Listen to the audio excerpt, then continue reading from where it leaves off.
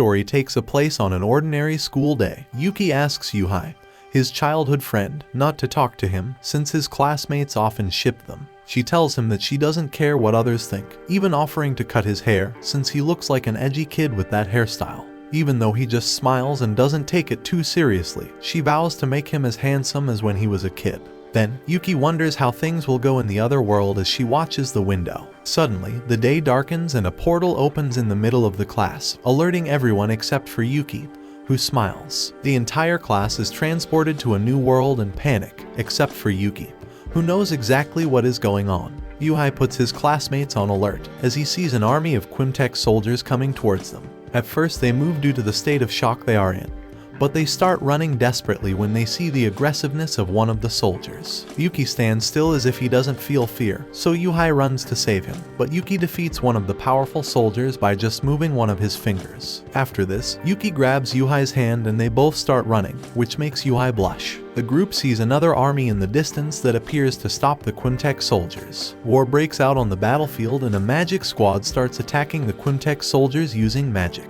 The group observes everything from a safe place while Yuki has some strange memories about the soldiers. At that moment, a waifu knight appears on the scene and orders the young men to retreat, telling them that this is not a safe place. After this, she and other knights enter the fight and take care of the Quimtech soldiers without any problems. Yuki leads his companions in the retreat from the battlefield.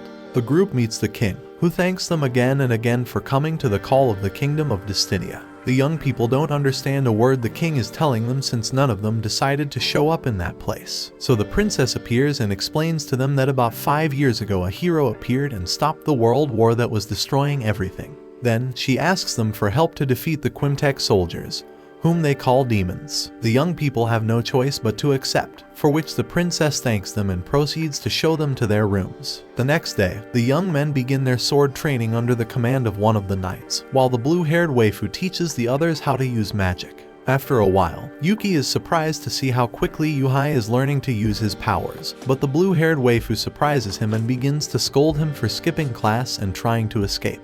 The tension rises even more when Yuki calls the waifu by her name, Elka. She gets angry, telling him that she is now his superior, and that things are even worse than they were 5 years ago. Yuki continues to taunt Elka, so she decides to teach him a lesson with her own hands. Unfortunately for her, the young man dodges her attack without problems and leaves her in checkmate by performing a surprise attack. The waifu is shocked and Yuki takes the opportunity to ask her if she has already recognized him. Elka prostrates herself before him and recognizes him as Setsu, the hero who saved them 5 years ago. She begins to serve him and he explains that his body is different from the previous one. That's why she didn't recognize him easily. After talking for a few moments, Glein, the blonde knight who taught fighting lessons, appears and realizes that this young man is Setsu, since Elka would only behave like this with him.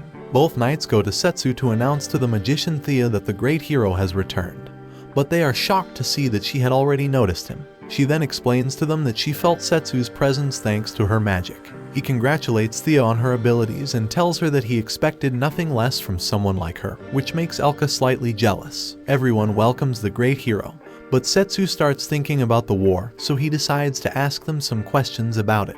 To be calmer, they all go to the castle bridge. They ask Setsu what happened since they last saw each other and why he left the kingdom. He begins to remember the incredible fight he had in that same place with an unknown character before leaving that world. He then explains to them that he doesn't know what happened, that he only remembers the moment he returned to his world. But for some reason he hasn't lost his memory. Elka reminds him of the princess's words, admitting that she doesn't think it's a coincidence that he's in the kingdom either. Setsu does not respond to this and is only concerned to learn something about Toma, the young man in his memory. He believes that Toma is the one behind everything, as the Quimtech soldiers are controlled by magic and Toma is the only one who could do something like this. Elka explains to him that they have done everything they can to find Toma, just as they have done everything to find Setsu. In the middle of the conversation, one of the king's guards appears and calls Glein. As the king requests his presence, the waifus wonder what would have happened if Setsu had not left their world, to which he replies that he would have spent his days traveling around the kingdom. The king announces to his subordinates that he will declare war against the demons, but Glein speaks out against it, saying that the messenger they sent has not yet returned. The princess replies that the demons are to blame for this situation, as they have provoked the kingdom. The king shows that he is convinced of his decision by saying that he should not have taken into account what the hero said 5 years ago about the peace treaty.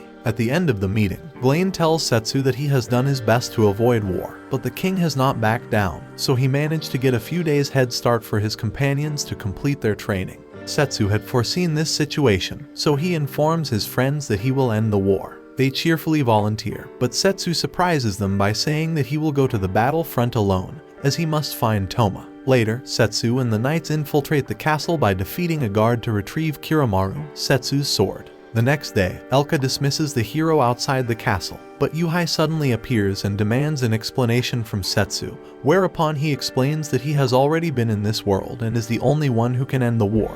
After this, he says goodbye to the waifus and sets off on his journey. A man shows up at a craftsman's store to buy the most expensive and prized of his jewelry, insisting again and again even though the craftsman refuses to sell his honor. But as the man pulls out a bag full of gold coins, the craftsman agrees. His granddaughter appears and asks the old man why he has agreed to sell, a question he answers by smiling at her and implying that she is more valuable than the honor. Some time later, the girl suffers the loss of her grandmother, so she must leave the house where she was born.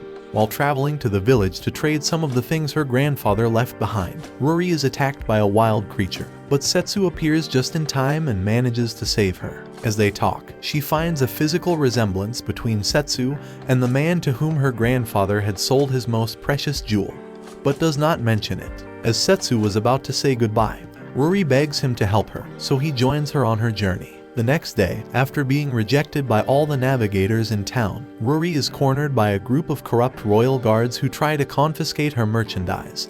But Setsu appears just in time and confronts them, wounding the guards' pride. They draw their swords to fight, but seeing that the whole town stops to watch the fight, they feel in trouble and decide to leave, leaving a threat to Setsu. Later, he tells the girl that he will help her get to the other city even if they can't get a ship to travel on. In the evening, Setsu and Ruri rent an inn for the night. Before going in to bathe, the girl asks Setsu to take care of her grandfather's most precious jewel, telling him the story from the beginning. Setsu takes advantage of the moment when Ruri goes to the bath to see the jewel again and realize that it is the ring that he himself had been in charge of enchanting 5 years ago. In the middle of the night, the royal guards burst into the inn to take revenge for what happened during the afternoon. But despite their violent entry, Setsu manages to take Ruri in his arms and escapes without problems. The guards chase Setsu and Ruri tirelessly through the city until they are brought to a dock and put in checkmate. But at that moment, Setsu takes Ruri in his arms and jumps fearlessly into the void. From the waters emerges an impressive creature named Levia who obeys Setsu. After leaving the danger behind and outwitting the guards, Setsu and Ruri safely cross the sea and reach their destination. The end. Thanks for watching. Please like, subscribe, and click the bell icon to get new anime recaps.